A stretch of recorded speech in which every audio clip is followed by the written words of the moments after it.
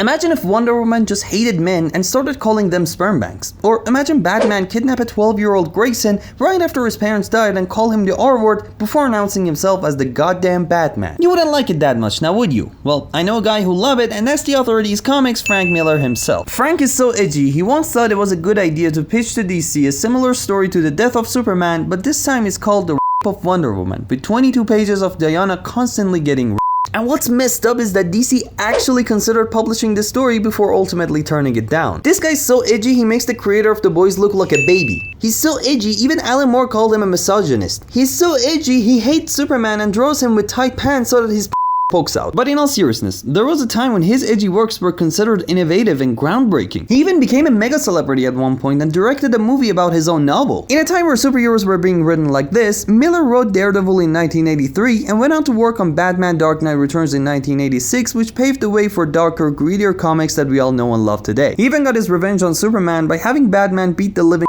out of him in Dark Knight Returns because, like I said, he didn't like hopeful superheroes at the time, which included Superman. Now, there were some issues with how he couldn't write a female character without making them prostitutes or draw them in a sexual way, like when he retconned Catwoman to be a prostitute in Year One comics, or when he portrayed Elektra to be a star, or any female character in his Sin City books. And that panel of Wonder Woman calling men sperm banks was his idea of making her look empowered. But at the time, no one neither noticed that, nor his edgy tropes that he uses in every comic, until he made All-Star Batman and Robin.